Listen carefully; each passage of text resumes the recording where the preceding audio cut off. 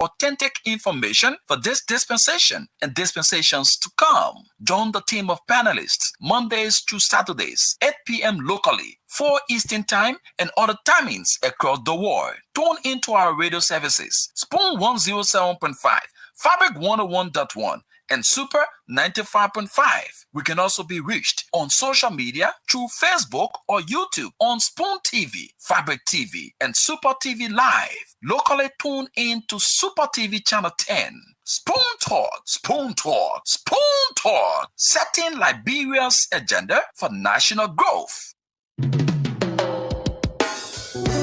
Yes, sir. A special one from the CEO, stand coming with the spoon. And your boy, Friday the Southern Band. Charges on the beat. To the spoon to get your information.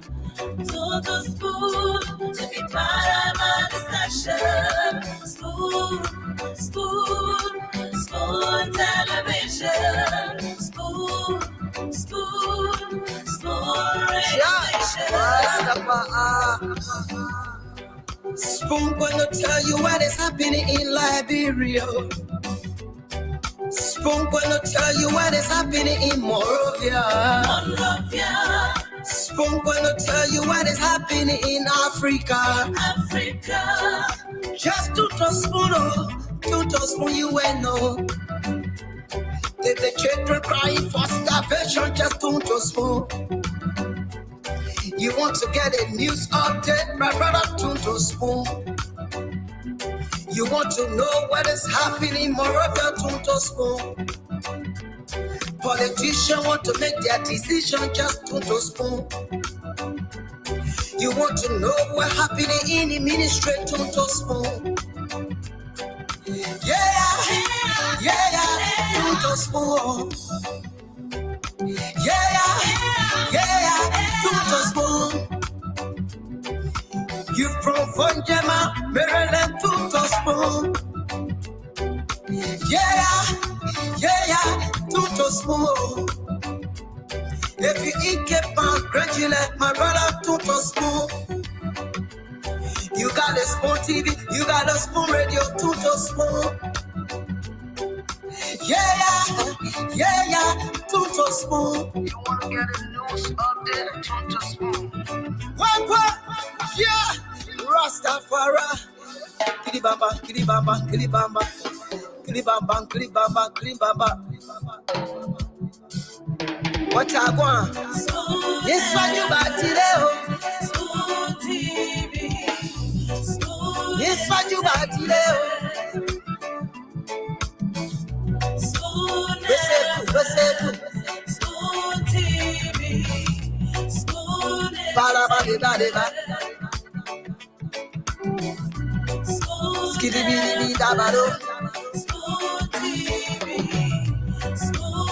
Entertainment.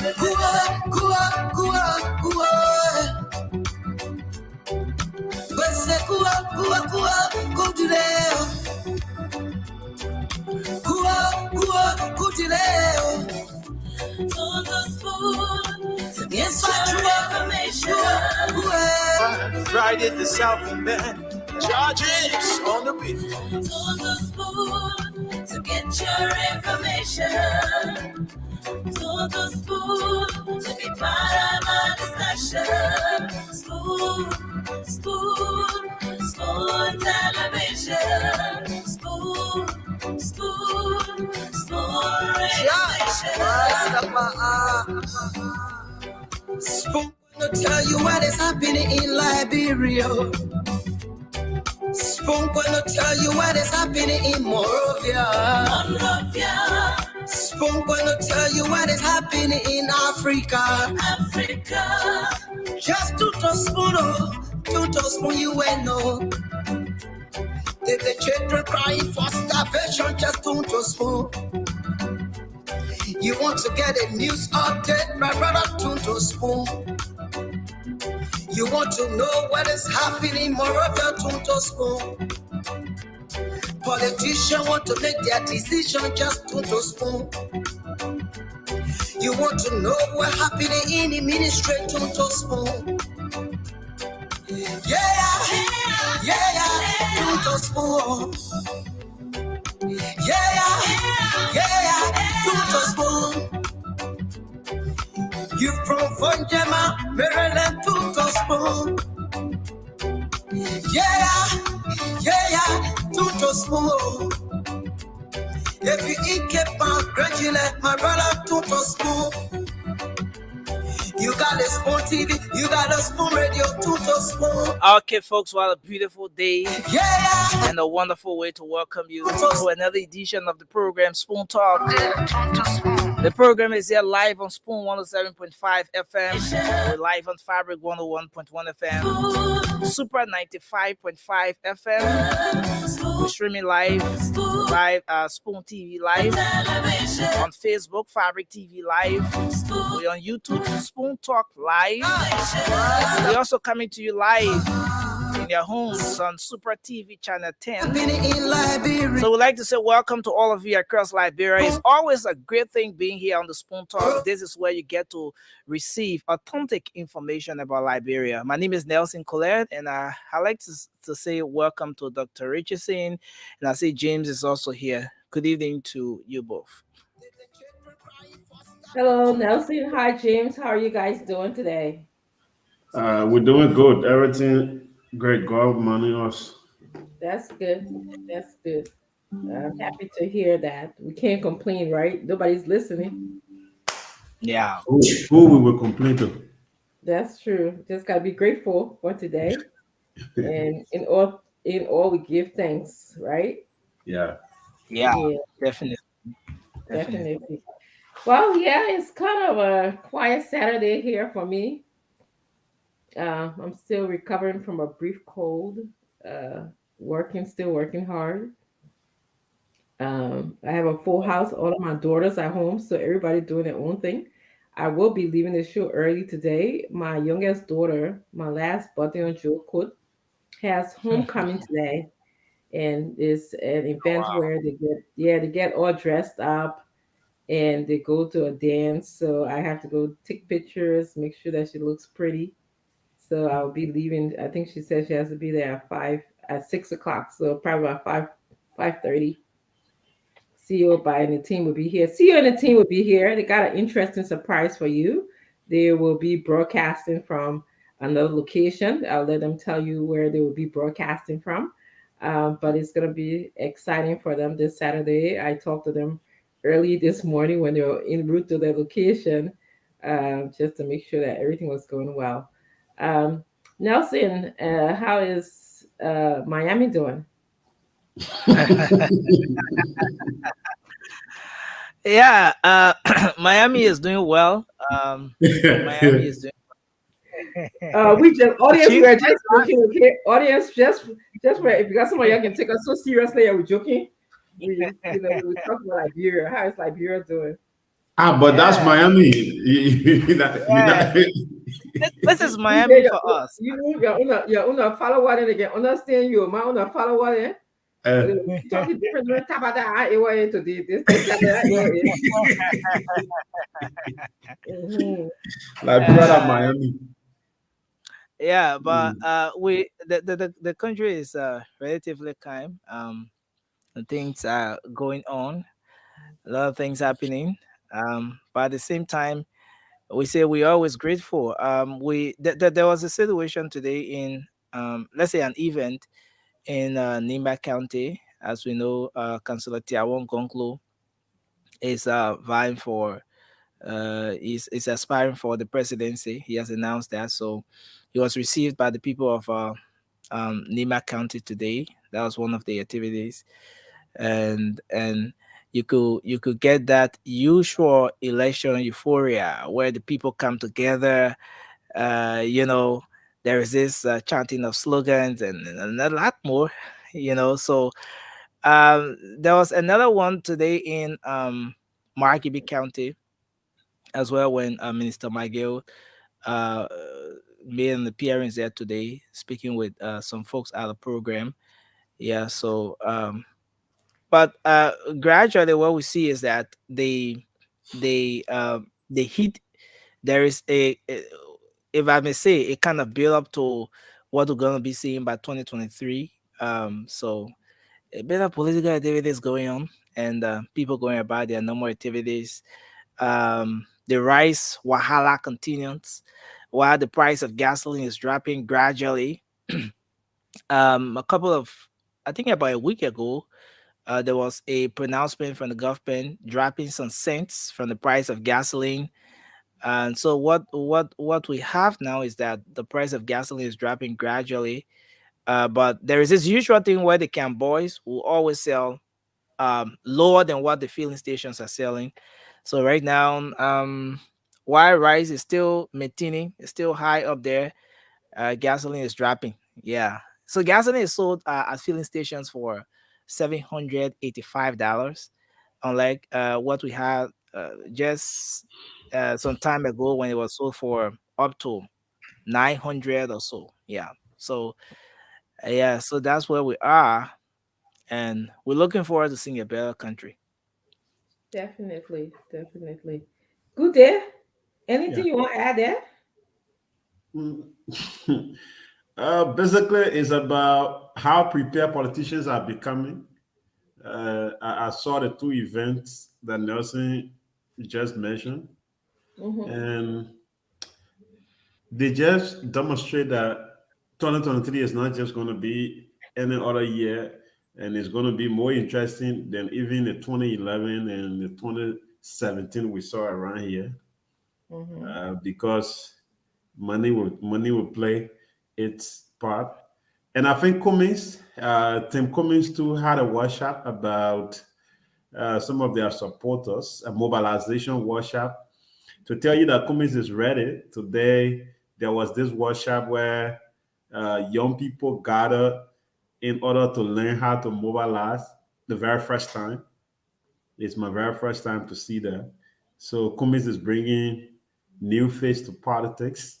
The political mobilization is now becoming uh, like a workshop, training. Cummings is training the new generation that will go out there to make him president. So we hope to see the Cummings military, that is his political military now, those who going out to campaign for him, because he's training them from all walks of life. And I think his politics is also another one where he's focused on young people, but in Liberia, we will say conscientizing them in order to know what they should do in 2023 and how prepared they should be. So today I saw that also. Yeah. That's good. Thank you for the addition. Mhm. Um, Sounds like things are going good in Liberia. Political charge, politically charged country right now. I it'd be interesting to see more about Tiawan Gonglo, to see how Mm. Nima is taking him, because we have different elements, players in Nima. The Mario Cohn, Prince Johnson, Jeremiah, Tiawan Gonglo, and then of course we have Hassan Bilati, who's also running in the country. And of course, Nima has an interesting composition of different ethnicity. Of course, you got Emmanuel, the Gil, the Madingo, which people um, don't realize that. And then, of course, there's a sector of Pella and Bassa area there as well. So it'll be interesting to see how it pans out in Lima. We'll keep our eyes open. We'll keep on bringing you the news here. Minister McGill's story is really interesting. And you guys, please be looking at. We have a guest as well. She's coming in today. Uh, the senatorial candidate for Vassar, Magdalene Harris. She's supposed to be in the back. I sent her the link already, and I'll keep watching my phone to make sure that she comes in here. So, those of you who are joining us, uh, senatorial candidate for Grand Bachelor County will be joining her, Madam Madeline Harris. She'll be here talking to us about her goals and her vision for Grand Bachelor County. Well, we'll talk about McGill a little bit, and I'm sure my fellow panelists will chime in.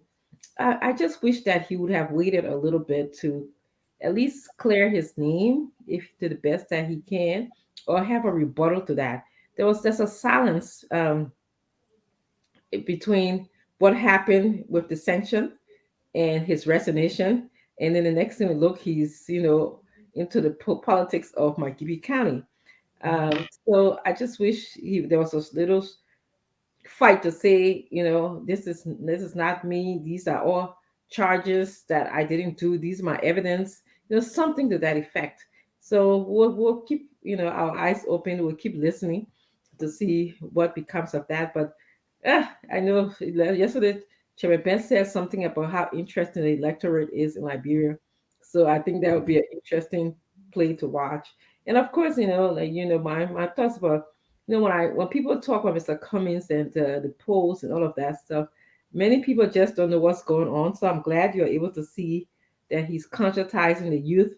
He's actually training people how to mobilize.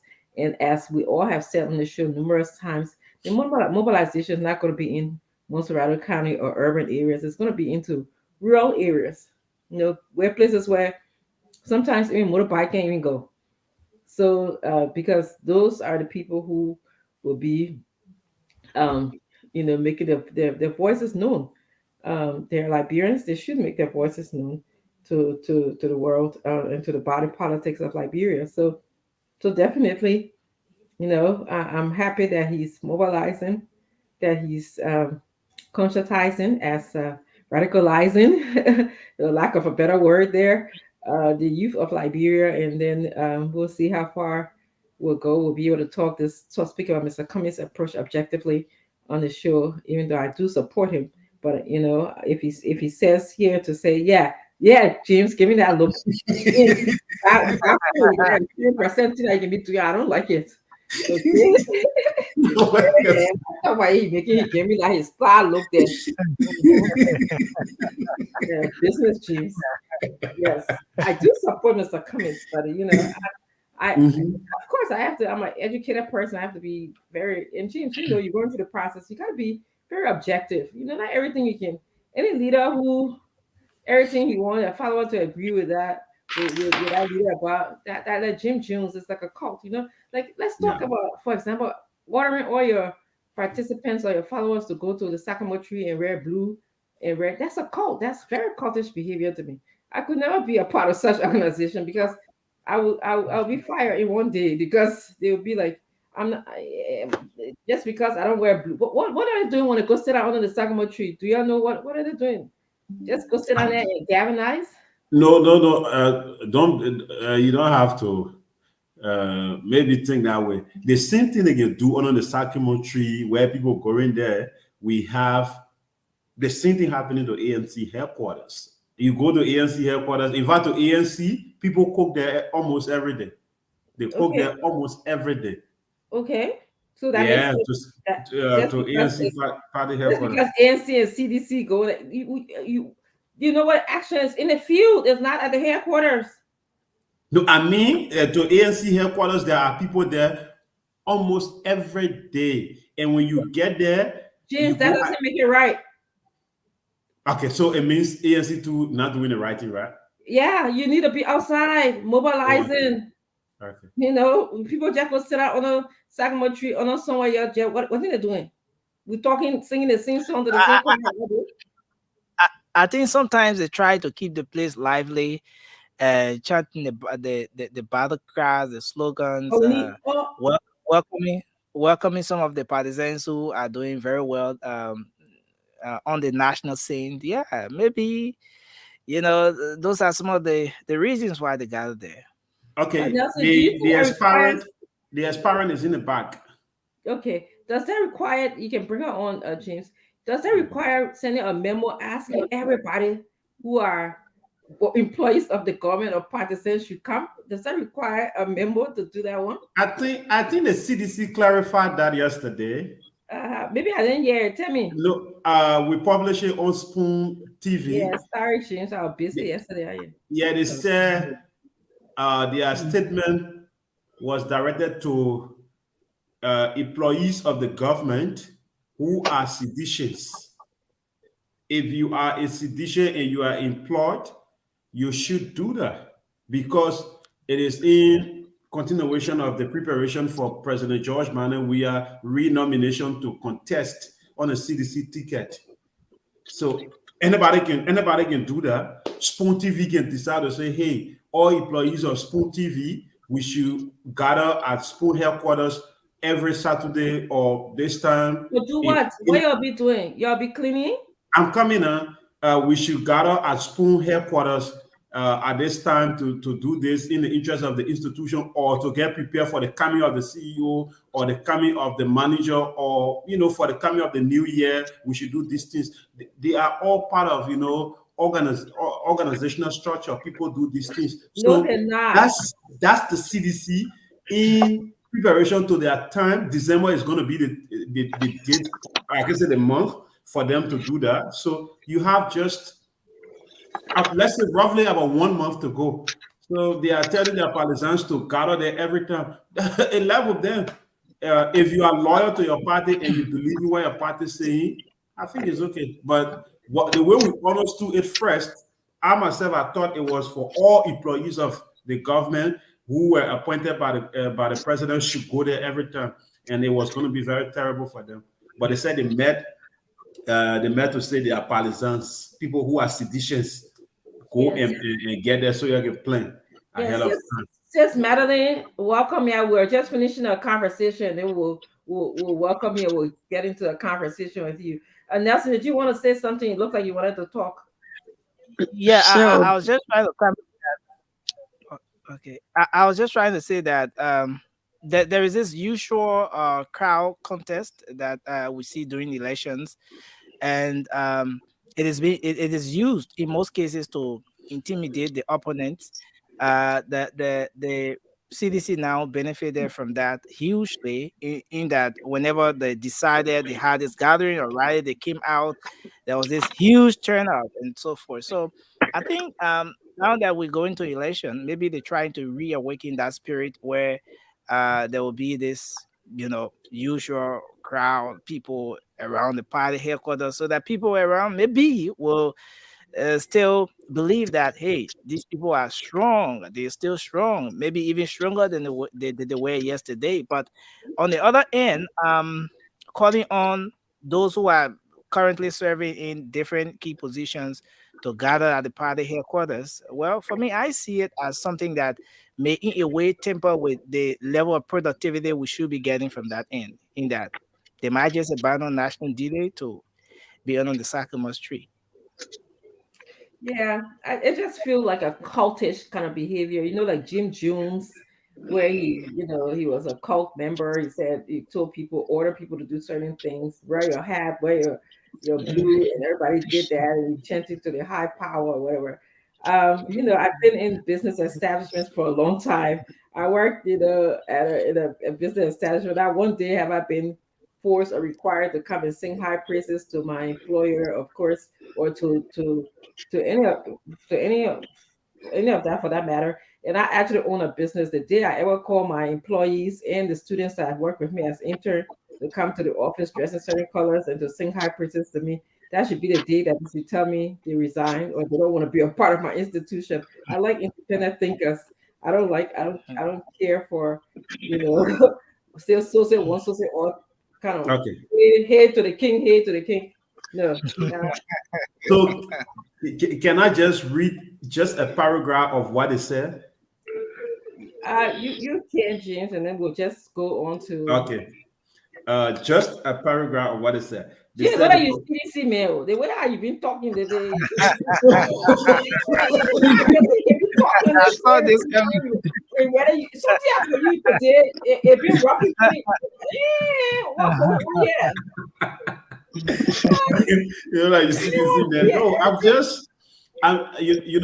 I'm just trying to provide information that was already published.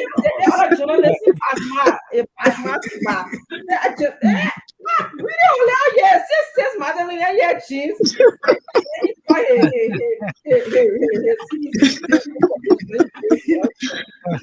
All right. Okay, I'm coming. Just this paragraph, they said, the committee wishes to clarify that no point in time did the committee's chair imply that officials of government will be involuntarily mandated to assemble at the party's headquarters or be ordered to participate in CDC political activities. So they are telling you that they did not say it. It was about those who are employed, and that is normal. When you are part of an institution, you should do. You know, there's something we call the institutional culture. The culture of the institution, you have to live with it. The structure of the institution, you got to go by them. So those two things, every institution is doing. Even the school you're in, the school has the structure and the culture. So you just have to go by them.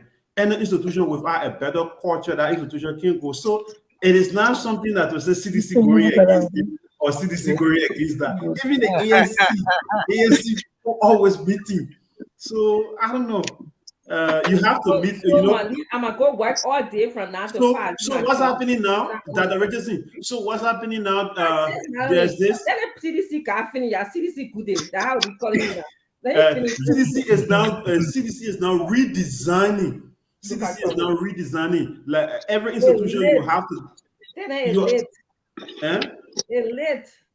What? Redesigning. I just when you do your face. Yes, we have several structures of organization, right? You have the redesigning or the designing stage, right? That is where CDC is in now. Calling all your people, or everybody should meet on a round table. All hands on desk. Round table like under the sycamore tree. Let's talk about yes. That work says Madeline, yeah. That's Madeline, how you doing? I'm doing good. How are you, Dr. Richardson? I'm fine. We'd like to welcome you to Spoon Talk. You were here the last time, but due to connectivity issues, we couldn't really talk to you. But we're just having fun today. I'm having fun with Good Day and Nelson and the team. They're traveling to a location. They should be joining us. So I just wanted to just give you this opportunity. In fact, you want to charm into the conversation. I don't know. You can introduce yourself, and in that process, you can charm into the conversation because after all, you are running to be senator in Grand Bassa County. These are some of the issues that you have to be in discussions with your partisans or with your people of Grand Bassa County. So tell us a little bit about you, and if you want to charm into this conversation, feel free to do so. Well, thank you, Dr. Richardson, and good evening to the two to Nelson and who else? That's CDC Good Day.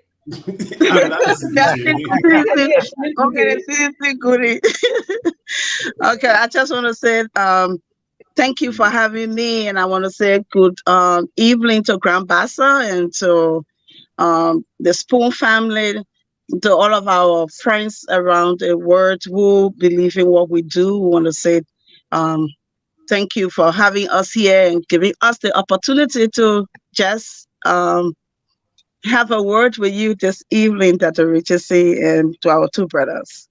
Yes. Welcome. So yes. So tell us, your motivation to want to lead as a senator in Grand Bassa County. Tell us what's motivating you. When you look at the state of Grand Bassa right now, what are some of the things that you are pleased with, and some of the things that are motivating you right now to run? Well, Dr. Richardson, I'm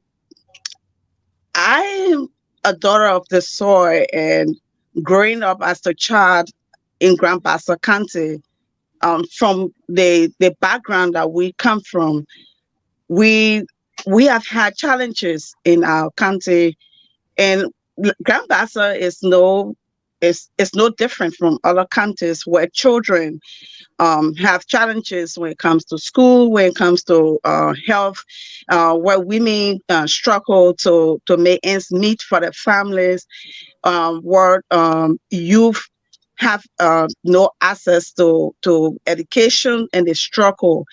And so after many, many years, the situation we know have not changed, and we still like in a cycle. And so some of us will have the opportunity and know what good governance should look like. Some of us will know what it means for somebody to go to bed and hungry, and maybe you don't even have access um, to capital for their business, or maybe their children to go to school. We've been around for long and we know what it means. So for me, I have the desire and the passion, for service. So for me, leadership is not an entitlement. It's a call to service. It's a call that people can trust you with their future. It's a call that people, their future in the future is the children's education, and it's health for women. And so understanding that, uh, having worked in various areas like the international, with international organizations, with the U.S., with DC government and other international institutions, I really, really think it's time for me to provide my service.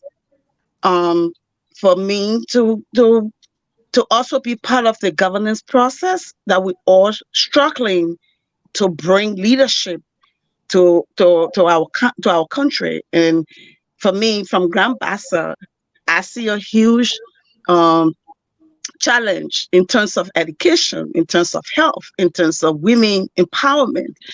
Those are things that encourage me every day. That when I'm on the field and in villages, I'm moved and I'm touched every single day to do something. And I am so happy to have received a petition from my people in 2020, and I did run in 2020. I didn't win, but I didn't give up. I'm still there with them. I still speaking to national issues, to things that concern the country. I'm in the villages because, in as much as I wanted to vote, their well-being is critical to me as well. So I'm still there, and I will be coming back in 2023 um, for the senatorial seat of Grand Bassa. I'm going to ask James Goodday and Nelson Colette if they have any questions for you. I do have additional questions for you, but I'm also giving them the opportunity to chime into this conversation. Yeah. So Jim, you're not going to tell me, you're not going to be telling me about the sycamore tree, right?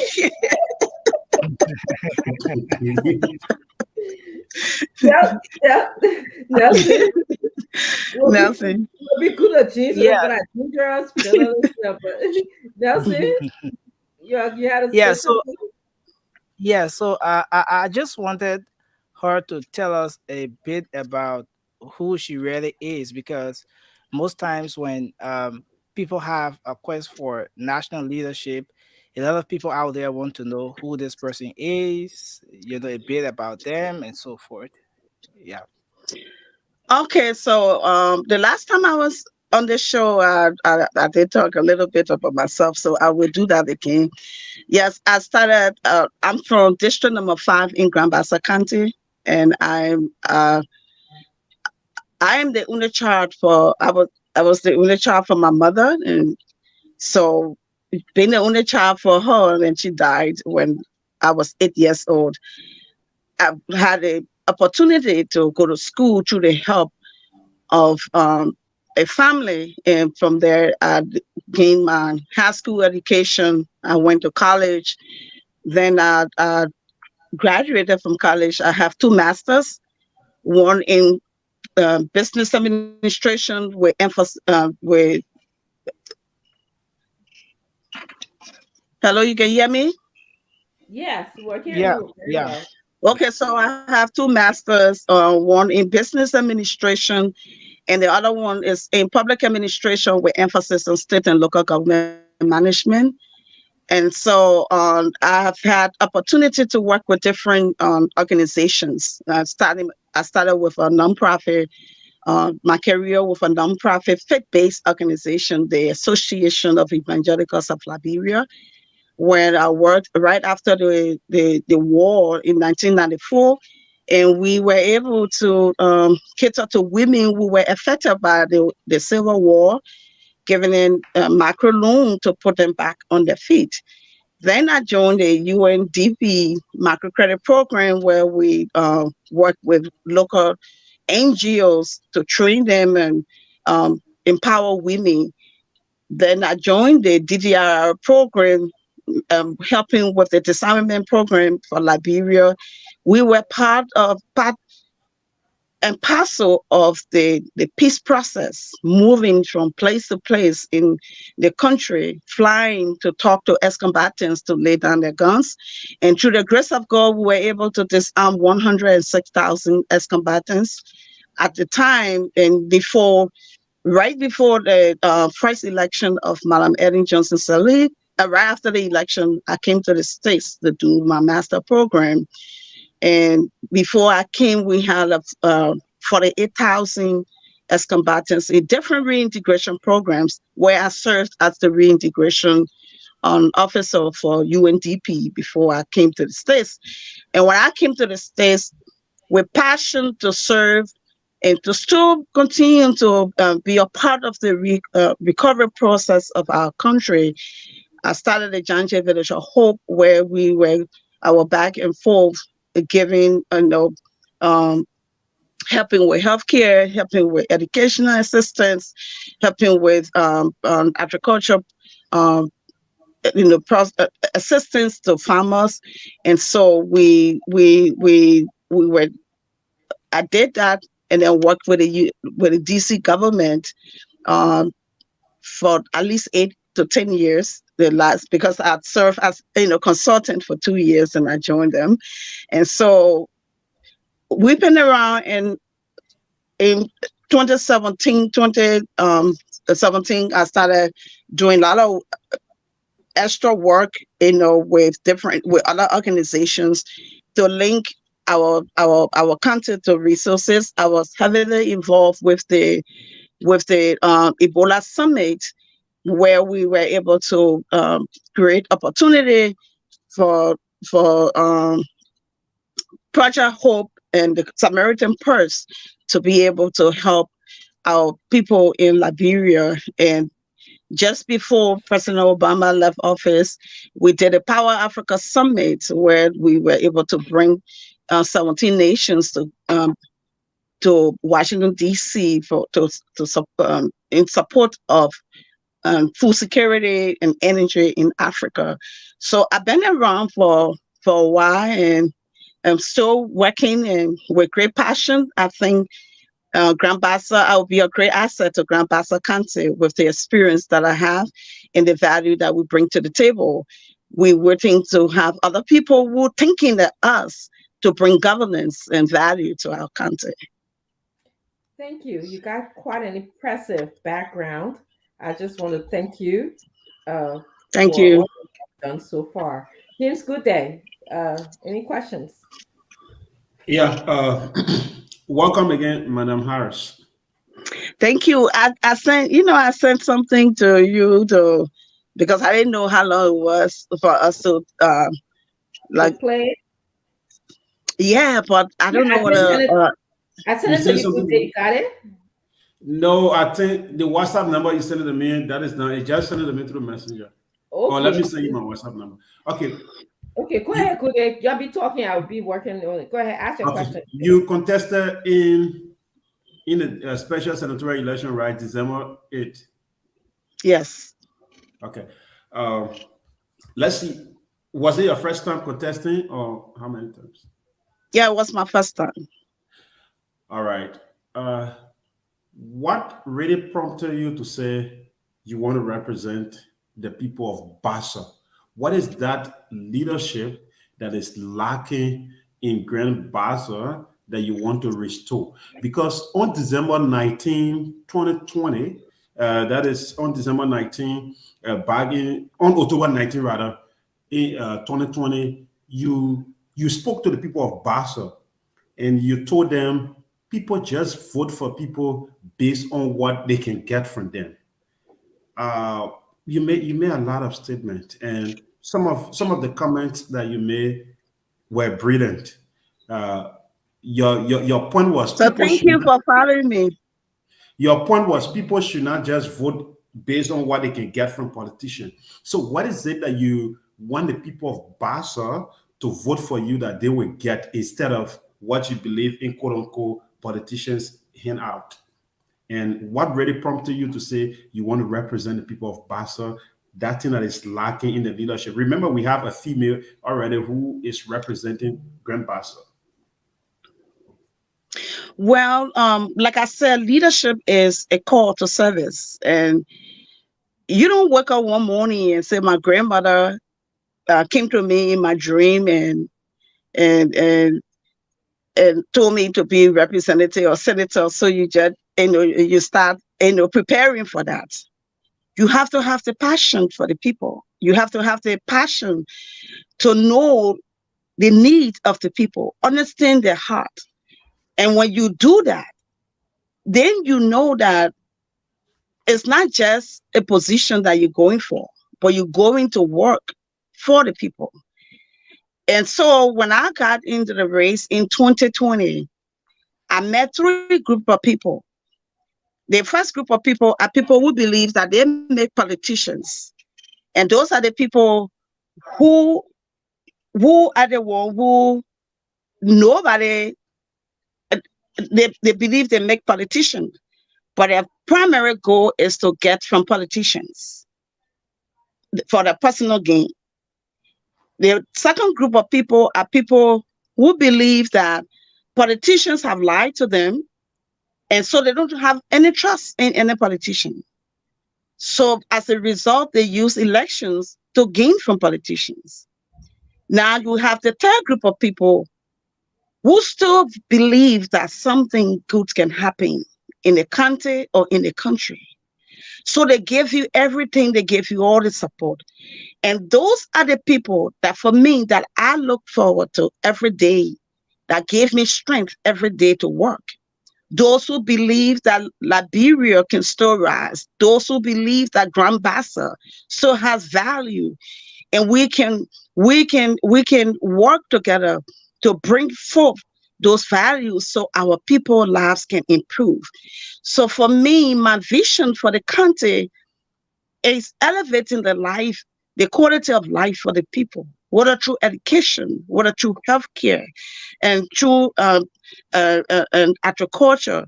I have 5 pillars that I told the Bassa people that my 5 pillars that we stand on. And for the last 1 year, 5 months, we have been explaining our vision and our mission to the people of Grand Bassa on the radio 3 times a week, so they know what our vision is. So they are part and parcel of the vision. In order for for our country to come from where it is, when we talk about leadership, every single one of us, we have to develop that sense of loyalty, that sense of ownership, to know that nobody can do it for us, but we ourselves can do it. The international community will come, they can do much, but we as Liberians will have to take ownership. And it's that ownership that I know I want to be a part of. And those who believe in me and those who believe in the country, the third group of people that I talk about, is a very reason why I want to continue. We want to continue to serve Grand Bassa, and we know we have another woman there, but it would be a good thing to have the second woman there. So the more women we have in power, the better our country will be. Because if Rwanda can do that, we ourselves can do even more than Rwanda if we give opportunity to more women. Thank you, Madam Harris. One of the questions that I often ask candidates that are running for political office, especially for people running for the legislature's office, is there are three important functions of being as a legislator. One is lawmaking, one is representation, and one is oversight. Um, can you tell us your thoughts, at least about lawmaking? Is there one law that you would like to either enhance, or you would like to remove, or you would like to put into practice in a country you will fight for, you advocate for? So that's one aspect. The second aspect is, as you look around in your area, Grand Bassa, that you're going to be representing the people of Grand Bassa, is there one thing that you think that you can be the voice of the people for Grand Bassa? And the last thing is the oversight part. As you look at our executive government right now, as if it is functioning, is that one thing that you think that you like that they do well? And on the other hand, is there anything that you like that you will criticize them about and you want them to do better? So those three areas, can you respond to that? And I can repeat if you want me to. Yeah, the last one was Oversight. no, I saw the oversight. Yeah, So the you will be oversight with the lawmaking. you'll be the check and balance system for the executive branch. That's what your role will be. Is there Mhm. anything that you can say, okay, well done, because the government is doing some things good. You can say well done, but are there anything else that you would like to say? No, you like to have an oversight on them that are not doing well, that you put like pressure on them to do better. Well, when you talk about the law that if there's any law that I'm thinking about, so when I introduce my platform in Grand Bassa, I have my platform, Madeline Harris and the New Bassa, under my fifth pillar, which is the performance management and accountability. It's a process that's going to bring government to the people, where we're going to be strong on some of the laws that we have on the books that are good laws, beautiful laws, but have not been implemented. And so we want to go back to some of those laws to review them. One of those laws, that the value addition bill that was introduced, either in the 52nd or 53rd legislature, that was introduced by Representative Gabriel Smith, where companies that work in our country, like the LAC and other companies, will not take everything out of our country, but we have percentage of their produce stay to create job, to create companies, so our local people can have job opportunities. I would love to see that back on. The next law that we would love to introduce would be the performance law, performance management law. Now, when we look at the budget process, we know most time people talk about expenditure in the budget process, but we approve budget, but these expenditure, we don't know the different programs that they really attach to, so we can really track the actual money against the different things that we sponsor in terms of education, in terms of health, in terms of rural rehabilitation, rural construction, all of these things. We would love to introduce a bill that would tie our money to programs that we support. We know it's something that going to be hard, because accountability and transparency in the area where it's an issue, we may have pushback, but we know that this 2023, that all 73 lawmakers are going for re-election and 15 senators will be going for re-election. We hope that we can find people who are thinking like me that will come into the Senate and the House of Representatives, so we can be able to strengthen the the the the the the, the the performance law, to be able to strengthen our reporting system, the value we bring to our budget, so we can get the results, so our people can feel our being in the house, so they can have access to their own resources.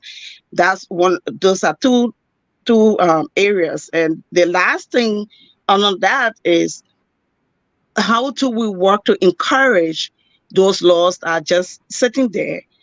We are good at putting laws together, but we're not good at implementing those laws. And so it would be good that we can start engaging the executive and other people so we can make sure that we can start implementing some of the laws. You talk about the drug laws, but you talk about rape issues, women issues. How do we really bring them to add value to our governance system? Those are things that we would love to do. When you talk about the oversight, is that oversight? Yeah. Yes. Okay, so it's our responsibility to it will be our responsibility to work um, with the um, with the executive at whatever committee that I would be on. I hope the committee can have value. I can add value to that committee, because when you are sitting on the committee, it's your responsibility to work with those people who are, whether in line ministry or whatever ministry they're in, to make sure that whatever committee you are on, you serve on the committee to benefit the people you represent and to benefit the Liberian people. So we will ensure that our oversight responsibility will be very strong. One of the things that I said on my radio program is we're going to be working with all sectors in Grand Bassa, the education sector. We're going to be working with the superintendent office to make sure that we know the need for Grand Bassa, to be able to draw it into a spending plan that those who on the budget committee can push when they get into the committee room. So most of the things that we craft for, like education, the healthcare, the agriculture, and those things can find its way into the budget, so our people can get the benefit of our service to them. And you were asking whether from the oversight, whether this government, what you said, what happened to this government? Actually, I think you answered that very well in terms of making sure that you work on committees to provide some sort of oversight of the executive branch. For the sake of time, Mhm. because I think I announced earlier, and just to tell you too that I have a young daughter who's going to homecoming today, so I have to leave you in the hands of Good Day and Nelson and the team. Hopefully they'll be joining us. But I'm going to move on because I have just a few more minutes. I'm going to ask James Good Day to go with his next question, and then Nelson Collet, and then hopefully I'll have another round to ask. But before you go, I just want to let you know that I'll be launching my friendship in Maryland next Saturday. Sure. And yeah, so Yeah, we can announce that. You did send me. yeah. Let me before we even ask. Good day. I'm just going to find the flyer you sent me. You said it, I did see it. And I also sent James some information about you. Just give me 1 second. I'm trying to find it. Okay, Miss Harris. So I see here that there will be an official launching. I have it on my phone right here. James, did I send that to you? Official launching and fundraising ceremony that Honorable Madeline Harris is welcoming everyone is October 29th at 5 p.m. and it's going to be at 16227 Bachelor Forest Road, and it's in Olney Mills, I believe. Um, Only Maryland. I'm sorry, I can't read. There was something covering that in Olden, Maryland. And this has been sponsored by the Friends of Madeline in the Diaspora. So if you're in Maryland or in close drive to Maryland, please go and support Miss Madeline Harris on her bid for the senatorial seat in Grand Bassa County. It's going to be at 5 p.m. October 29th. She's having an official launching and fundraising ceremony at 16227 Bachelor Forest Road, Olney, Maryland. So hopefully you get to see her and meet her and ask her more questions. Thank you. James, good day. You had a question or? I have a question. Okay, again, thank you. it's always good when you see women fighting to, get to political offices. And it's good to always have you people around. And when you are around, men will get serious because they believe that it is their, entitlement that they should be at the top. But there's this debate throughout Liberia as we speak. Some Liberians believe it, and some say no, it should not be. That has to do with the 30,000. There's this debate, lawmakers receiving 30,000 to carry on projects in their districts. If you are elected, if you are elected tomorrow to represent the people of Grand Bassa County, what will you do in that land? Are you going to take that money, 30,000, that some of those who are there today they received? Are you going to take that money, or what is going to be your approach to the 30,000? What are you going to tell other lawmakers? Are you going to encourage them to take it, or for you guys to take it, or to leave it? What are you really going to do regarding the 30,000? Remember, the people who you want to represent are currently listening to you in Grand Bassa, and whatever you say may promote you or demote you.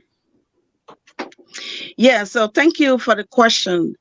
One of the things that we have to do is to draw a line between the function of the legislature and the executive, because the legislature, they have the appropriation power. They have the power to approve. They have the power to disapprove. So if they have that power and the executive have the implementation power, then why are the lawmakers building schools? Why are they doing roads? Why are they building hospitals? When they misappropriate fund, who questions them? When the executive misappropriate fund, how do they approve audit when they themselves are also part of the implementation? So we have to be clear. Their role has to be defined. So it does not mean that a representative cannot do a personal program that women, like doing things with children in the community and things like that. But those are things that you have different maybe budget code. But when it comes to actual implementation of projects and the day-to-day implementation of things that they do, it's totally against the law that they are supposed to hold on to, because it's not their responsibility to implement. It's the executive that should be doing that. So for me, they shouldn't even be getting any 30,000 to do any project. Either they have a budget to run their office but reduce their salary. When you look at the national budget, last year the salary was around $40-something million for 103 person. Now it's about around, I think, 55 or $57 million this year for 53 people. For 103 lawmakers. So on the average, how much they're getting, more than 100,000 on an average. So why are you still giving them 30,000? How are they even how are they showing the work they do for the value of money that they are receiving? So for me, the 30,000 should not even be in the budget for that. If we say that they should have some community engagement to talk to their citizens for town hall meetings, when the budget season is coming, to discuss the budget season, but the people to understand what's in the budget for them, or if they're going to the constituents to have meetings with the citizens, like maybe the different sectors, that is a different thing. But the actual implementation of projects, to me, And anybody can prove me wrong. It's against their role. It shouldn't be something they should be involved with because they are approving audit, and if they are implementing project, who audits them when they misappropriate? How do they account for the money we give them? Okay. Can I go further? Sure. Good day. Go ahead. Did I really get this point? You are against the 30,000, but I want you to make something clear. Are you in support of government or the national budget financing lawmakers' visitations to their counties or districts? That is, if they want to have meetings with their citizens, you want national government to fund that because you are against the 30,000, but you spoke again in this context. Can you make this clear? You want lawmakers to you want lawmakers to take the responsibility of meeting their own people to explain their agenda and what happening on Capitol Hill, or do you want government to finance these activities? When you talk about government, everybody that works for the government, they are part of government. So what I'm trying to say is that the House of the legislature is a different branch of government. The executive is a branch. The House of Representatives, they set the laws and make sure that people abide by the law. They have the appropriation power. They approve money. They've identified resources that's supposed to come into that's supposed to fund different programs. They can identify. They can question anything that goes wrong. That's their job. That's the responsibility they have. The second thing is they are working for the people who elect them. The vote is the approval for you to become their employee. So when you are working for somebody, if you are going on the private, when you are going to a meeting, you're using the car, but you also got transportation allowance to do that. So what I am saying is the legislature, when they are going into the constituents, there's nothing wrong with them having in the budget the transportation or whatever they will call it, to have meetings with the constituents, to have have town hall meetings, to discuss the budget, because in other countries you do that to discuss budget, you do that to talk with those in the different sectors like health, to know the need, to know what happened. But those are seasonal things. It's not every day when they go in, but they are seasonal when the budget comes in. So they can project something, but giving them 30,000 or whatever amount to say go and implement project is what I'm talking about. That is not appropriate because it's against the ethics of what they represent. Because when they mismanage, then they will question them. But whatever money they're using to go in, they can go through the procurement process, and they can go to the constituent, come with receipts and thing, and give it to the procurement to the finance people. They know that this money was spent for community visit or for constituent visit or whatever it is. That's what I'm saying. Last follow up. Are you aware that the 30,000 is under the general name within the budget legislative engagement? And that legislative engagement includes visiting your people to tell them about what's happening on Capitol Hill, what the budget says, what the president doing, what they should be doing, everything, all engagement that you do. It is not a specific time that they're going to give you 30,000. All of your engagement, that is why they put them together to say legislative engagement. In that legislative engagement, you just spoke of that there should be funding provided. So In another word, you are accepting the 30,000, but on a different appearance, because you're talking about funding for legislative engagement. And legislative engagement is 30,000, whatever or however you do it, the money that you should receive will come from that 30,000. So you don't want it to come as a bulk to say, hey, lawmaker X, this is your own. But if I'm going to do an engagement, I should get stamping. I should get something to meet the people, right? So that's what you want. But you don't want it to come in the public face to say, hey, 30,000 No, for each lawmaker. most of the time, the money that the 30,000 that they receive in my country, I see people buy video, buy what's the thing name? They buy Just before you go, just before you go, the 30,000 is under what you just spoke of, legislative engagement. So okay. however So it now comes to you, it is part of now you are just explaining, because you said they're receiving 30,000.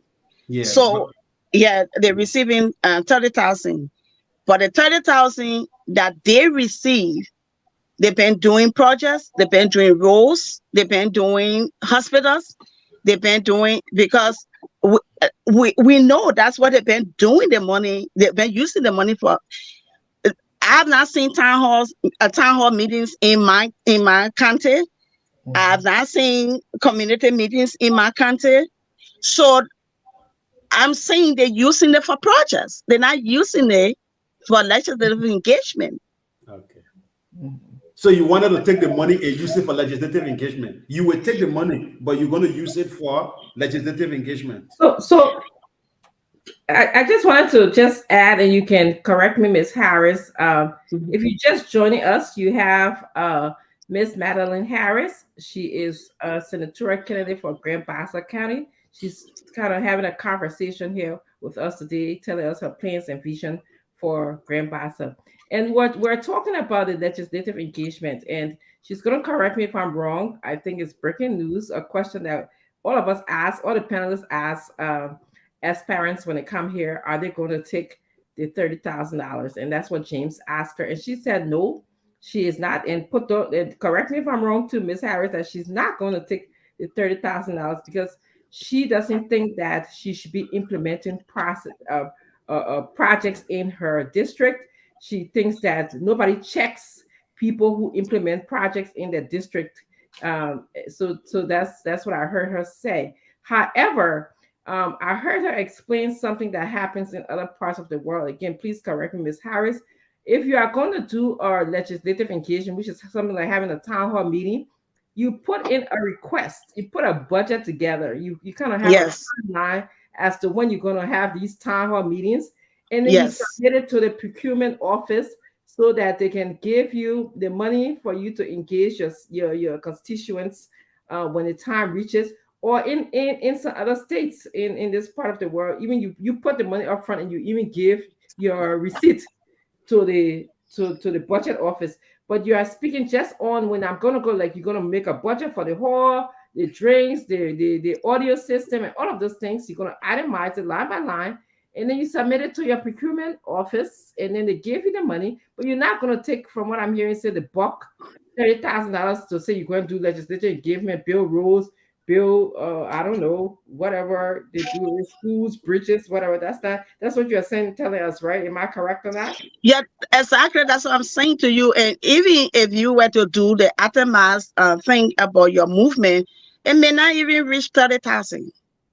If you go through the procurement process, it will not go through, because it will be different from country to country. It will be different from activity to activity. So it's not possible that everybody will use 30,000 for legislative engagement. There are some countries that are bigger. There are some countries that are smaller. There are some countries that even, like our country, we have 5 districts. Some other countries may have 6 or 7 districts. So 30,000 across the board may not be for everybody. So we are talking about accountability. We're talking about, when we talk about performance, it's about the people. And when you are dealing with the people, you go through you do your plan of action and present it. Maybe before the budget hearing, those things can happen. So if they find a way, they will know Grand Bassa get 20,000 here or 10,000 here. There's other country get 15,000 for legislative engagement. It may not be 30,000 across the board. Yes, and thank you for highlighting that, Miss Harris. You brought up a good question. How did the number $30,000 itself come up? Who knows? So Yeah. that's something for us to do. Like you said, some counties small, big. Some people got more population, but they want 30,000. I would just see 30,000. We know how they came up with that number. So that's something that you brought up. Nelson Collette, do you have a question for Miss Harris? Yeah. So now I listened to her keenly, and I was just going through some of her engagements with the people of the county, even during the 2020 senatorial election in Grand Bassa County. But from 2020 to 2022, we're talking about 2 years. By 2023 is going to be 3 years. You contested in 2020, you were defeated. What have you done differently that maybe you think has better your chances as you step up this time around 20 going to the next election 2023? And then the second question is, Question, I don't Nelson. know what I should I don't know what I should just bring up, or you want to address it one after another. Yeah, Yeah, go let ahead, me just let me go on answer first. this one. Yeah, Okay. so what I have done differently. First of all, when you enter a race, you have to enter that race with the mindset that you are working with different people who you don't know. When I came into the election, some people I knew, some people I didn't know. So like we also talk about the three groups of people who come into election, some for personal gain, some to help you, and some who don't trust politicians and think that that's the opportunity that they can get to get whatever. So once you dealing with those three groups of people, at the end of the election day, we didn't win. But what we have done is to go back to the Bassa people to say, we did not win election, but thank you for giving us the opportunity. We told them thank you, and we told them three things. That when you went into that room to choose whoever you chose on that day, whether me or anybody else who were on the ballot, what you were saying to that person that day is, I trust you with my future, the future of my children and unborn generation. So whatever foundation that you set, whoever comes after you will build on that foundation. So we told them thank you for exercising the democratic right. And so the next thing we told them was, we started some projects. We didn't finish all of our projects, but in as much as we needed your vote, and we want you to know that your well-being is important to us. So we'll stay with you to make sure that we gradually complete those projects that we didn't end before the election. And so we've been doing those projects. The last thing we've been doing, we've been advocating. We've been talking about different issues that affect them. We are part and parcel of everything that happened in Grand Bassa. We have our radio program discussing our vision for the last 1 year.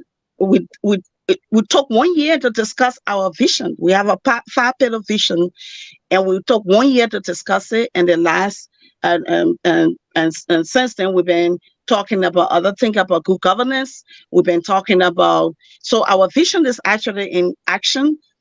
We do healthcare, we do school, we do rural rehabilitation. We have different programs that we do with youth, with women, with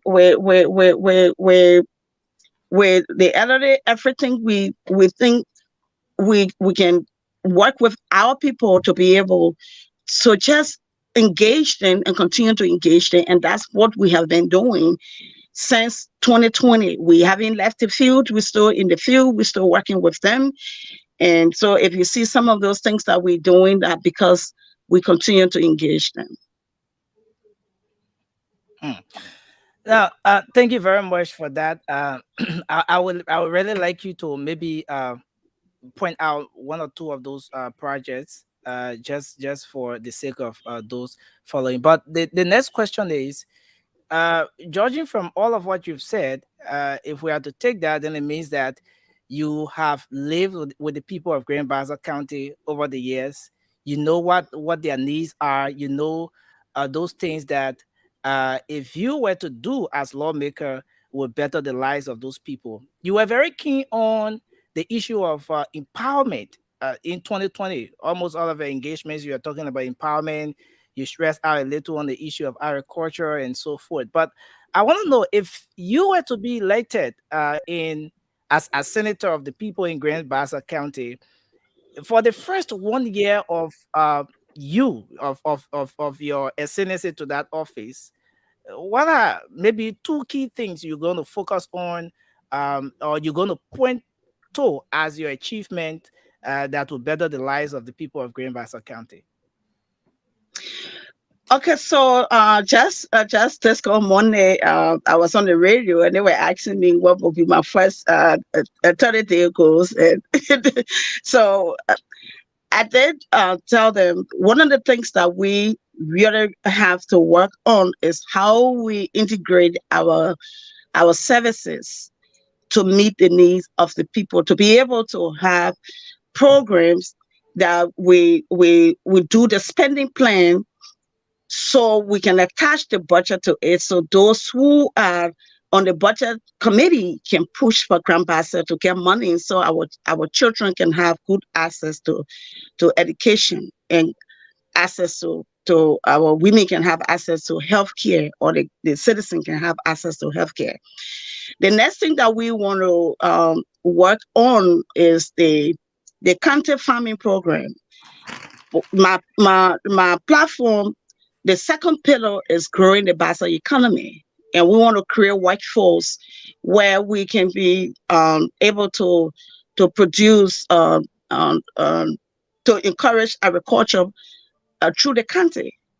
Because one of the things that we did was to do an assessment across the country in 2018 before we develop our platform. So we divided the country into 6 regions, and looking at agriculture, looking at school, looking at healthcare, looking at road, looking at the farm to market road, and those social issues that affect people. We look at all of those things. And so our platform is built around real life situation in the country, and we compare with what USAID did with the social economic impact assessment that they did in 2015. So all of the data we put together, and we were able to develop our platform. So what we're going to do is start around those 5 pillars: peace building and social protection, growing the Bassa economy through agriculture, small business development, and then we're looking at the social sector investment, which has to do with healthcare, and healthcare and education, and then the infrastructure that our focus will be on farm to market road. So we're able to do that. So in the first year, we want to be able to bring everybody who will win election from the representative side to understand what their platform would be, and then we talk with our current senator Kanga to see what she's looking at the bigger picture, and see how we can integrate these things with the executive, the superintendent office, so we can come with an agenda and compare with what we had in 2007 as our country development agenda, and see where we have worked and what we need to put forward. So bringing back that 2007 county development agenda to be able to develop a clearly defined strategic goal for Grand Bassa would be the second thing that I would love to do in the country. Mhm. If you're just joining us, we have Madam Magdalene Harris here today. She is running to be senator for Grand Bassa County. She's speaking to us about her vision and goals for Grand Bassa County.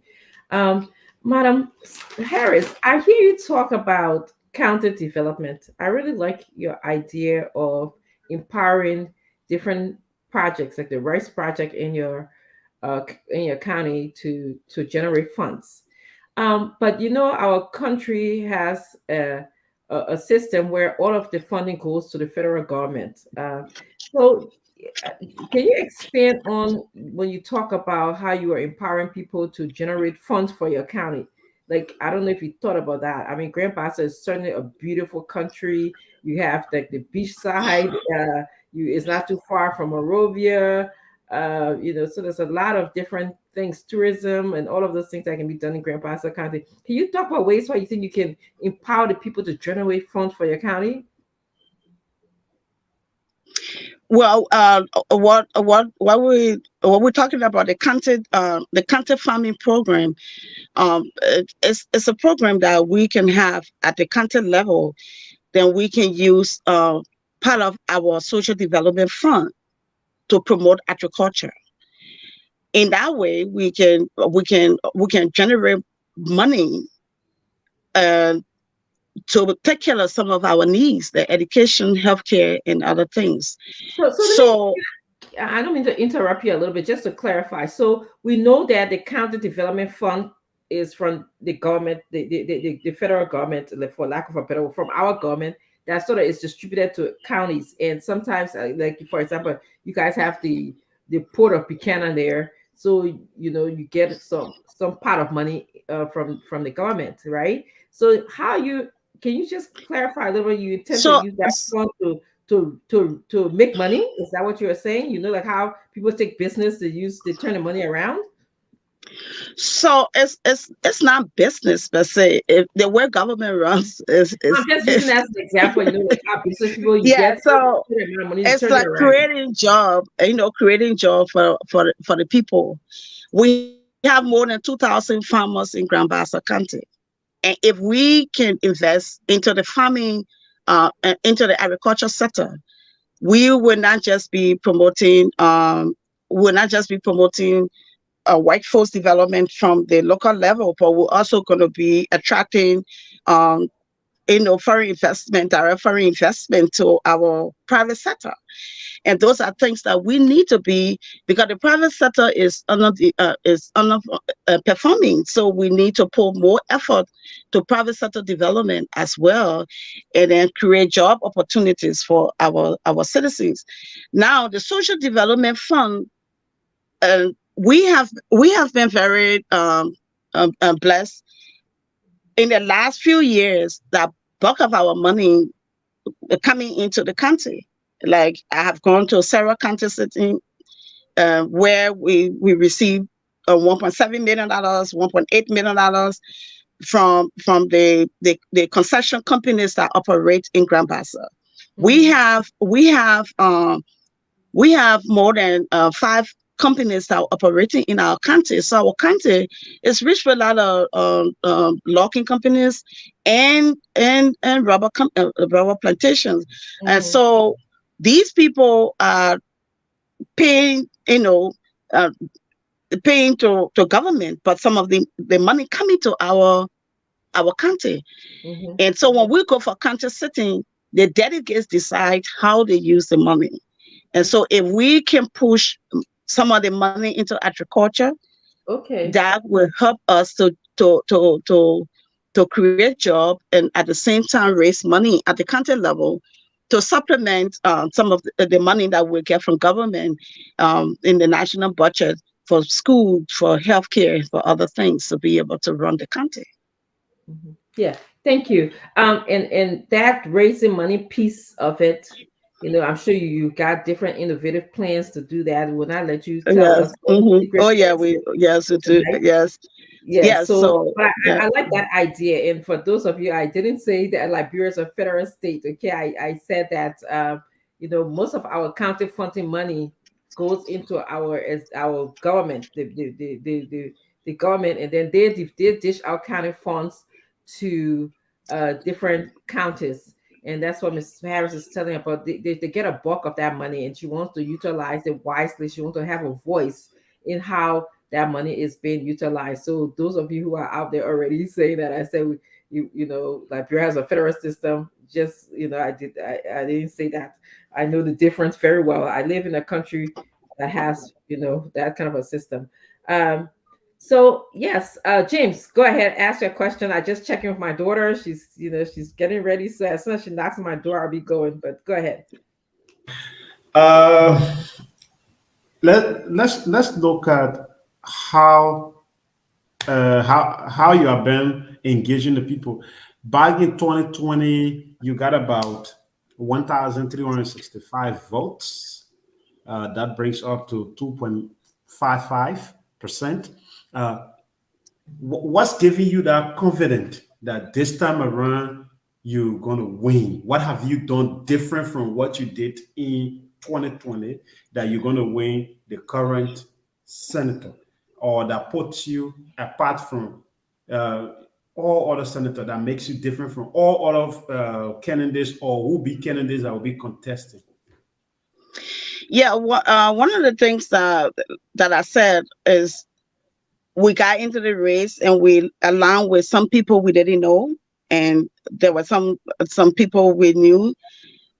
Those who stay with us to the end, who stood with us, we are grateful. And there are times where um, there are some alignment that may not have been in your interest, and so we learn from it. We learn the hard way, and there are some areas where we politicians, we may give money to people who we trust will be using that, and you realize that some of those things didn't work out the way you expected. So there were a lot of challenges in 2020, but we stood firm and we stayed in the race, and those were lessons learned, and that we using that as a foundation to make all the correction that we need and that's why at this point you will see us in the top three people who in the country now. So if you talk about Madam Harris, she in the top one, two, three. So that means that we are doing something different, and we hope to continue doing those different things that will help us to remain the number one. Yeah, so that's what we're trying to do. So Now, go do you ahead, have James. Go ahead, Yeah, James. yeah, do you have a set agenda for the youthful community? If yes, what is your plan for the young people and women? Well, in our platform, we have the peace building and social protection piece, where we believe workforce development will be huge in our society. We know that about 64% of our people, let's say almost 70%, the the youth do not have access to education. They do not have access to a job. So we need to create opportunity to create workforce for the younger generation. We need to revamp our scholarship program within the country to benefit the younger generation, because sometimes the scholarships can be tied around politicians, and if we can revisit some of those scholarships to see how we can empower more young people into education, then it'll be a great thing. The next thing is we've been working with them Like if you look at some of the work that we've been doing, we work with them into training. When they're having their youth events, we are part of it. We in the community with them. We want to know them, and even the farm that we did right in Buchanan, the city farming program that we introduced. It's a pilot project we did. We did it with the youth at risk. I had my birthday party with them, and at the party, I asked them, I said, why people call you Zoko? I said, what do you see as life? And many of them told me why, some of them in the street. And I said, okay, can we start a project? And that's how we started our project right there. And other 11, at least 7 stayed, and they helped and completed the work. But what we need to do is to invest into our youthful population. When we stigmatize our younger generation as Zocos, we're not just stigmatizing them. What we're trying to do is to create an environment and healthy, unsafe environment where you and I will not sleep one night, or maybe broad day we may not sleep if we don't invest into the younger generation, if we don't invest into our youth. I participated in the disarmament program, and we disarmed the young people, but we didn't do too well in rehabilitating them. So today they are in graveyards. Today they have their own communities, but they are also linking with our children either in school or in the street. So we need to put more effort to creating opportunity for young people to have access to job, to have access to education, and to have access to livelihood assistance so their lives can be improved. And I'm talking as a mother because I have 5 children and 8 grandchildren. Oh, wow. Yes. Mhm. Nice to hear that. Yeah. Yeah. Chelsea, you want to go ahead, and then I will see if I have time to ask one last question before I leave you guys. Yeah, thank you very much again. And I just have this quick concern. Today in our country, if you went on social media or listen to the radio, uh, there is there is a mindset, this kind of perception that most people have about lawmakers, and because of that, you have a situation where people, in the name of criticizing lawmakers, will say the worst thing about them, make demeaning comments about people who are at the first branch of government. I want to know from you, how do you intend to deal with criticism, especially those very harsh criticism um, that comes from those from the opposition bloc, or those who do not agree with your ideologies? How do you intend dealing with those kinds of criticisms as far as tolerance is concerned? Well, if you want to be a leader and have thin skin, then you can be a leader. Because every day, every time I tell the people of Grand Bassa, I don't care how I explain my platform. I'm not explaining this platform for everybody in Grand Bassa to love me. If I ever sit on this platform to say everybody will love me, then I'm deceiving myself. And so that's what it is in leadership. If you come with the mindset that everybody's supposed to love you, you will create more enemies for yourself than anything. Because why? Nobody forced to love you. The only thing they're forced to do is to respect you. They, that's why they owe you respect. They don't owe you love. But because we are in an environment we're supposed to love each other, that's what our tradition says. So we're supposed to do that. But does it happen? So when you own the job, it's not about love. It's about doing the job.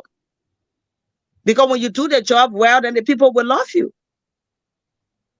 So I'm not concerned, and I don't dwell on criticism.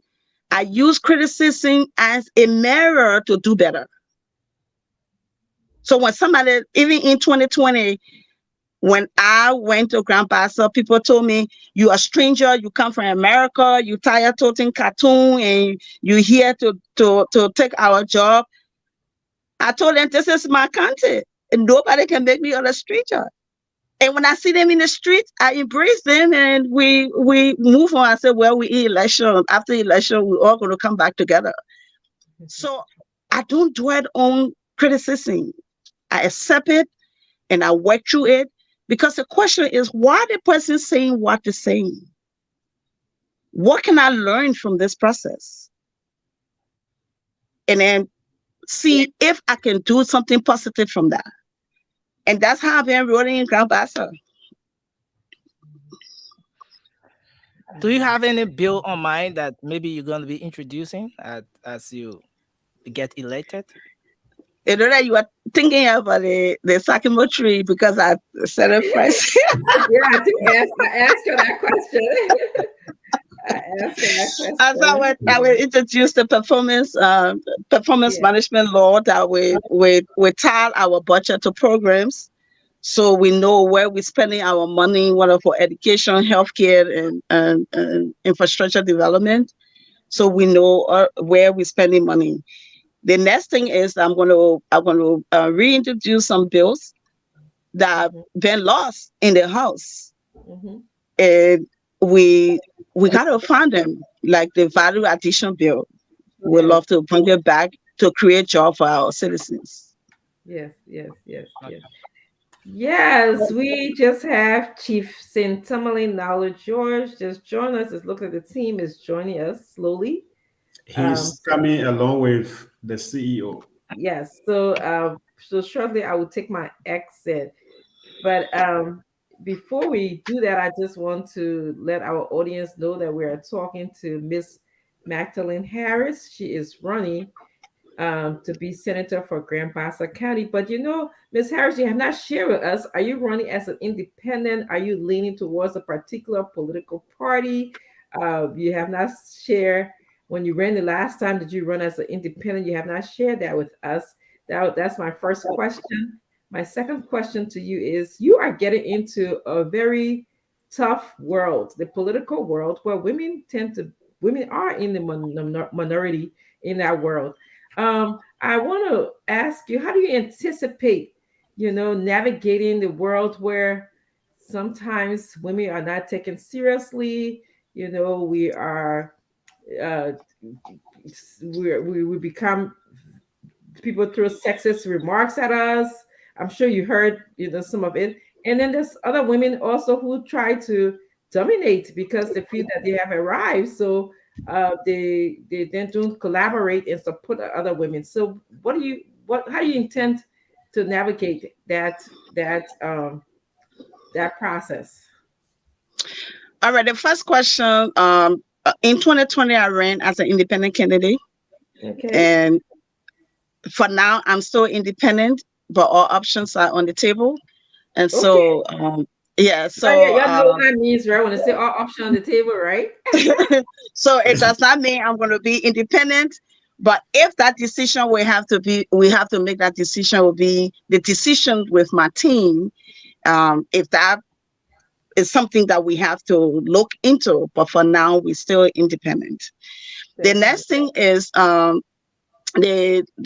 women leadership as a whole. What I have noticed, when one woman is in power, she's in power for every other woman. She should be the voice for every woman, because she becomes the light for every woman. Whether you are at a ministerial level, whether you are at a Sunday level, whether you are at a vice presidential level, whether you are at the client chief level, whatever level you are, as long as you are a woman leader, you are the voice for every woman who looking at you as a role model. But do they bring other people along? That's the question. Most time women try to not encourage other women And sometimes men look at us as, in the past, women belong in the kitchen. So because they believe we belong in the kitchen, we're supposed to be doing the housewife thing. So they don't give us respect. You know, in 2020, I tell you this. In 2020, people will come to me and tell me, get out of the race. Get out of the race. And I ask the question, why am I getting out of the race? Because you're a woman and a man is running. Wow. So you're supposed to get out of the race. And so tell me what this man has done that warrant me to get out of the race. Well, you don't have money like the man. Of course, I don't have money like the man, but I have integrity and I still have my strength, my value, and I will run. And I ran in 2020. So we women have to stand and understand our value. But those of the other women in power should be able to push other women and bring them along. You as a woman in power, you have women around you just holding your handbags. But have you asked them for their career development goal? The woman who is in your kitchen cooking, have you asked her what her level of education and what's her plan? What does she ever want to go back to school? How many townships have you even have you produced? If you are a woman leader, you cannot reproduce yourself. Then you want to be the only person to shine. And that would discourage other women from supporting women. And sometimes when we go into the field, they say we support other women. They don't look back at us. So we don't want to support other women. But so women leaders, those who are in power, should be able to bring other women along, nurture them, bring them to the place, pull their potential, push them so they become valuable assets to society. Because the 30% women participation that we're talking about in the house, how do we even raise the 30% if women in power are not encouraging other women to even come to a level where they can be trained the women of Rwanda did. So we are very strong on that. I work with the women all my life in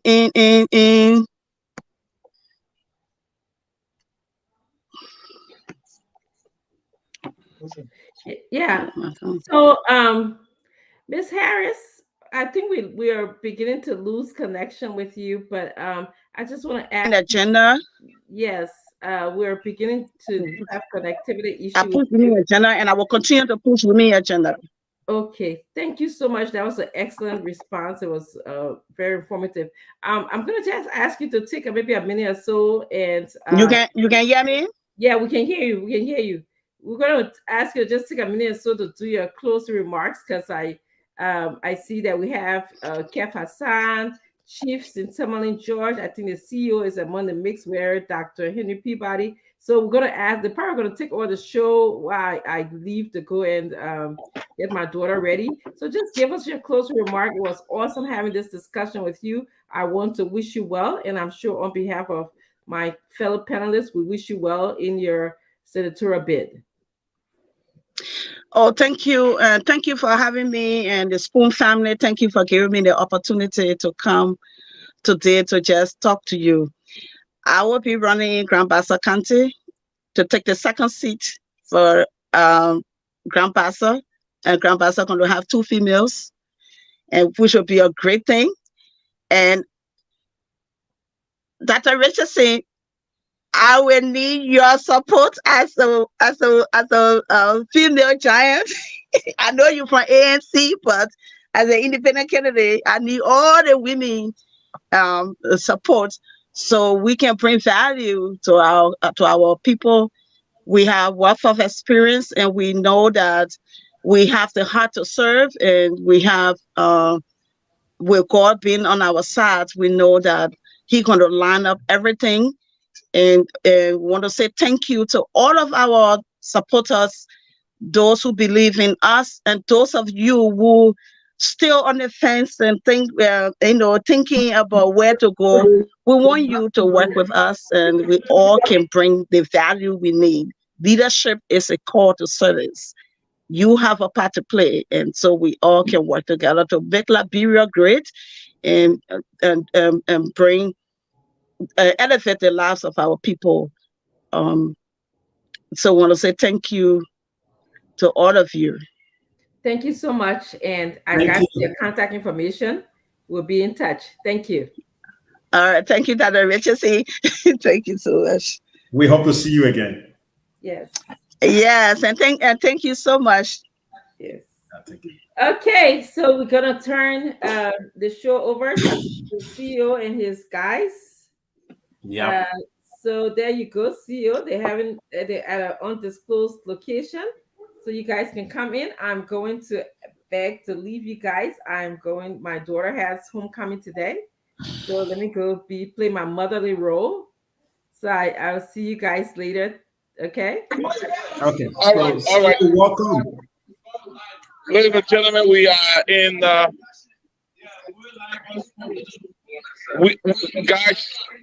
Guys, we are in. What's the name of it? Gettysburg, Germantown, Maryland, and at Market's Place. We're having an interactive conversation here today. Market Place. So we're gonna just. The owner of Western Liberia. So we're having an interactive conversation with meeting all our viewers. All right, Mark, go ahead. So just watch the show and see your brothers and sisters and enjoy. Well, hello to everybody. I live in Germantown. My name is Markine, and on Saturdays I make dumbo, dry rice, and all the Liberian food you can think about. When you want to eat it, you eat a DMZ area, just hit me up.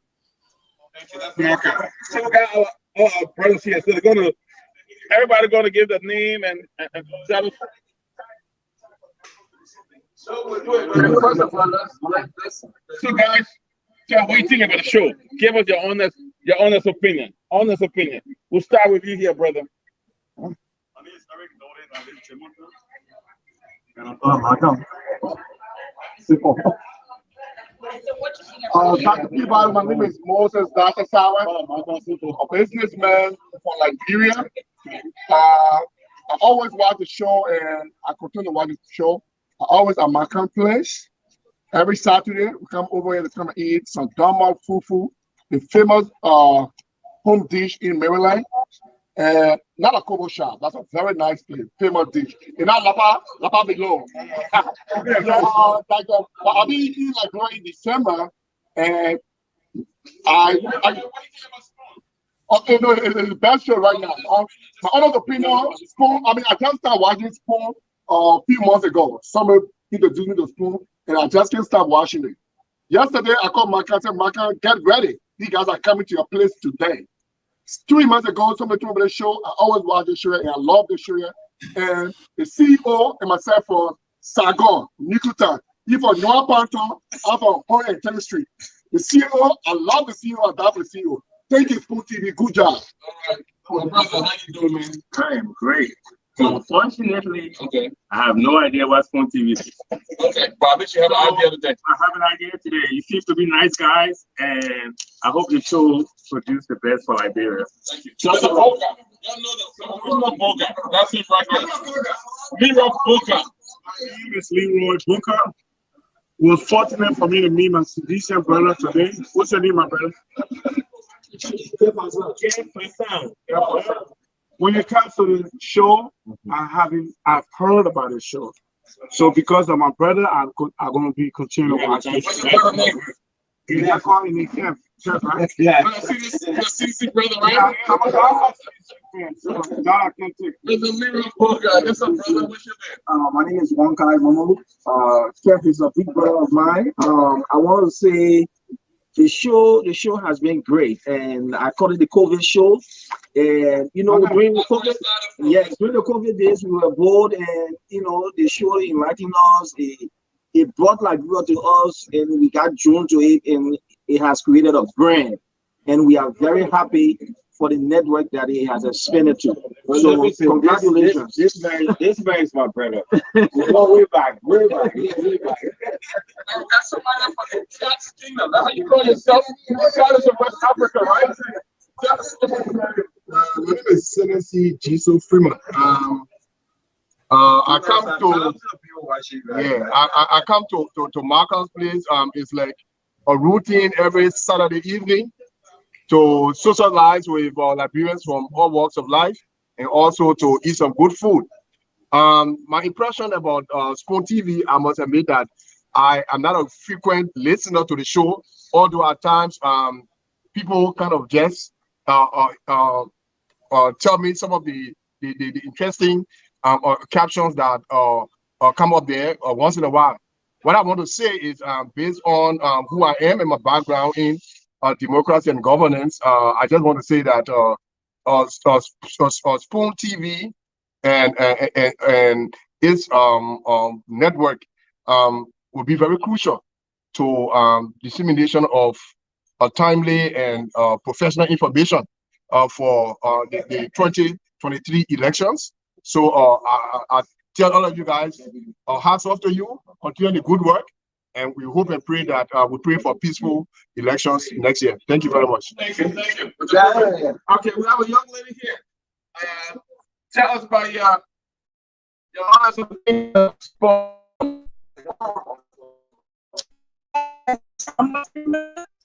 I think I love Spoon TV.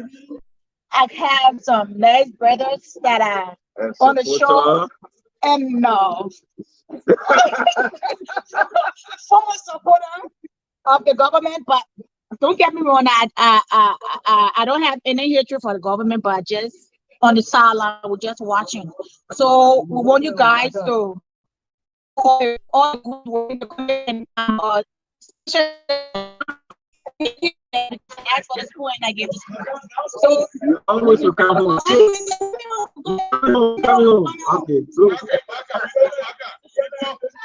Before I go to the guys, right? Tell us what you got here for us to eat today. If anybody watching in the area and is looking for soup or something, what all you have to eat today? Oh, today we got goat soup and goat with peanuts, goat soup. We got pasta, gamba, and soup. We got dry rice. We got chicken and grilled fish. We got red or greens, rough potato greens, corn butter, fried okra, palava sauce, beans sabagi. You be hitting up. So if you're in the area, the Spoon team is here in Germantown, Maryland, and we are eating some of the best food. Everybody's here, and we just bringing Spoon to you from the community. So I'm telling you, I ate the peanut soup. Yo. Okay, yo. Germantown, Maryland, right? So let me move forward and talk to the other guys. Let me talk to the other guys. Here, just to the community. Tell us what you think of Spoon. My honest opinion about Spoon lately has been they have been very balanced. You know, we got a lot of dissenting views on the show. We got CDC, we got ANC, we got the boss center who's an independent. They got you, Biden who's I think you're on the fence, but I'll take you know that. And I like the show. The presentation is good. You guys have access to good information. I think you guys should keep the show on and continue to disseminate and inform the Liberian people of what's going on. You guys doing a great job. I love Spoon. And yeah, I'm continuing to watch the show. All right.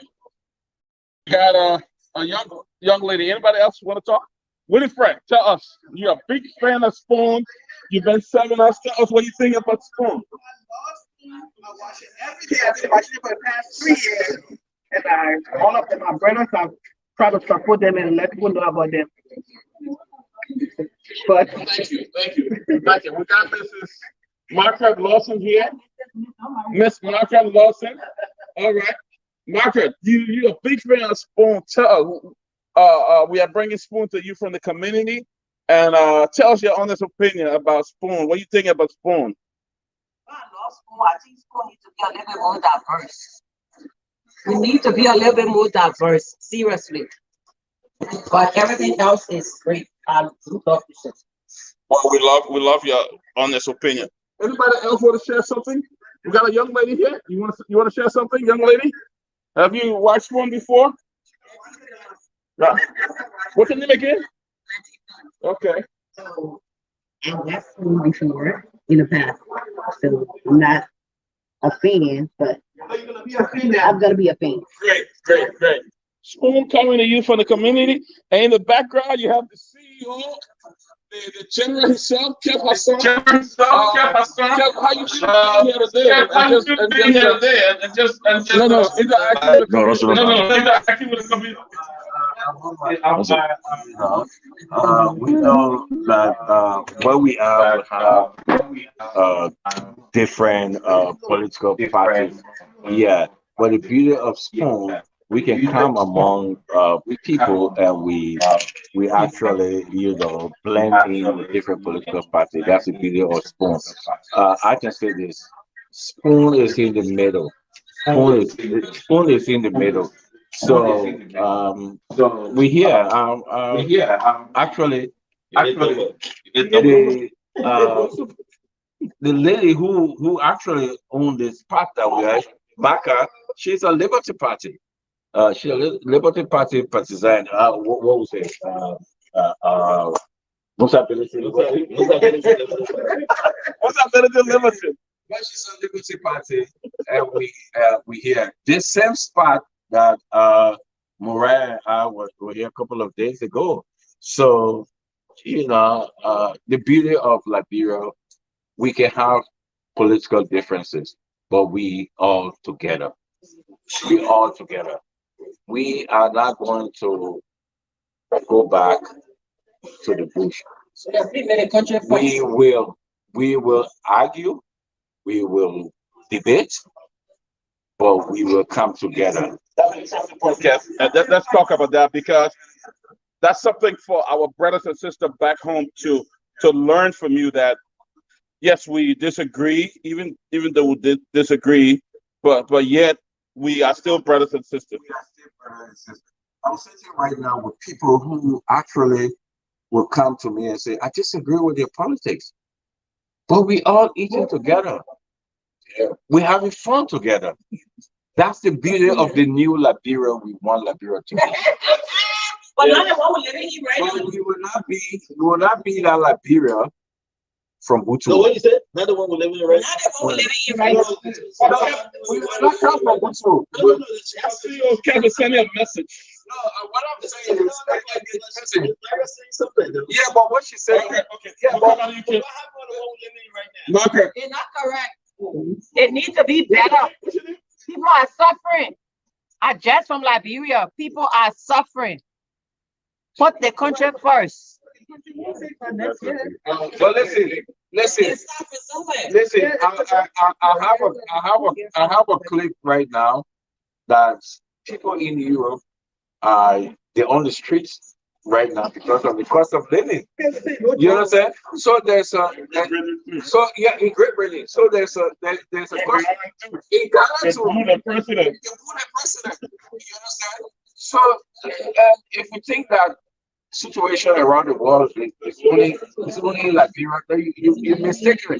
But what we're saying is we are not going to come from Butu again. That's good. What I'm saying is, listen, I'm sitting with a woman. I'm sitting with a woman who disagrees with my government, but we're having fun. You understand? We're having fun. We are not going to come from Butu again. All right. We have Timothy George, the inactive citizen. No, I'm not sure that. Tony, tell us, what do you think, man? We are in the community. In fact, you organized this. You brought us to Germantown, Maryland. What do you think about this day and today and the fellowship with other Liberians? Especially Sister Makan, Randa. She's been doing this for a couple of years. Every Saturday, she 15 our fellow Liberians in the area come and get the food, and I just had a dumboy. We just saw the dumboy, nice soup, had a nice time, and we're happy that we interact with our fellow compatriots from around this community. We're happy to be in Maryland, and we're having a nice time together here. Thank you. Well, ladies and gentlemen, there you have it. Spoon in the community at Macan's Place in Germantown, Maryland, for all your different cuisine. Oh, the CEO is here. Yes, CEO. CEO, tell us. No, I can't forget the CEO. You know you'll be the last. You always want to be the last to give your clip. We are grateful to be in the home of Macan. So, a very, very wonderful person. A very, very wonderful person here in Germantown, Maryland. The best thing we can say is that her food is so great. Everything. They say it's number G. Come and try her cooking. Come and try her food. She get different kind of soup, and you will enjoy it. So if you can get here before we leave, you're going to do a take home, which will be free for you, just to promote my cow. Right? If you're in the area, then you can get here. If you're in the area, and you can get here before we leave. I think you can see my face. If you're in the area and you can get here before you will leave, we are promoting our sister Micah. She's doing extremely well for the Liberian community, cooking pan butter, potatoes green, collard greens, kid today, double G, and everything. You will get your bowl to take home, and it will be on spoon. We are here to promote her. We want to say thank you, and it's a good thing. Because she's a wonderful person, and if you just can make it, listen, James. I know you're trying to make it, but you can't. She got double D. She got everything. She got a jacket, and I'm taking like a jacket fish and everything. Plenty. You know what? She banning this, and we hope that God can bless her, bless her household. So Spoon is here to bring some thanks to Dr. Richardson, thanks to Ben Semby and the entire Spoon family. If you're around Germantown in Maryland, come and pick up, do your to-go, take away, and they will be on spot. We are here for the next 1 hour. If you can make it, you will have we need a phone number. Maka, we need a phone number. Come on, Micah. So we want to say Micah is a wonderful woman. Now we just can't wait to enjoy her ticket. We want to say thank you very much. It's good having us. Apart from politics, we're here to promote you. Thank you. You are a wonderful person. You are a hard worker. Liberians come here to eat every day. So everyone that is in here and those that are coming, the to-go is on Spoon. Thank you. Give them a voice, and that's a win. So there you have it. Maka, what's your phone number? Folks want to come here and ask you for your address. Let's do it right quick. My number is 240-636-8994. We'll repeat the number. 240-636-8994. Come on. So the CEO has just spoken. If you are in the Germantown area or closer to Macan Place, make it here in 1 hour. And all your takeaway will be on Spoon. It's been a wonderful time, wonderful fellowship. So, ladies and gentlemen, there you have it. There you have it. Thank you for watching. Everybody is entitled to a takeaway. Everybody.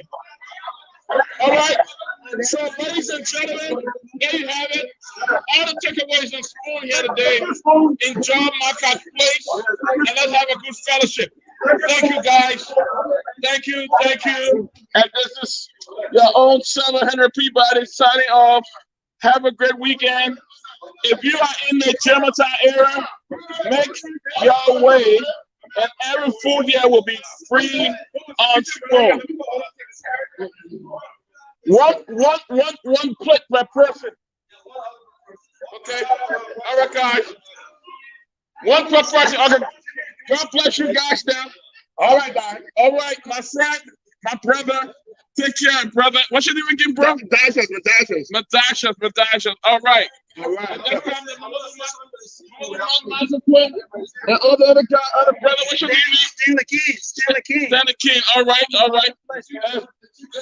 Oh, look, on behalf, I would like to say on behalf of LIB Fest, I would like to thank Mr. Waterspoon for having us hosting this little soiree at Makan Play. We appreciate you. Senator, Mr. Senator, we appreciate the gesture. On behalf of LIB Fest, we say thank you. God bless. See you. Have a great night. Have a great night.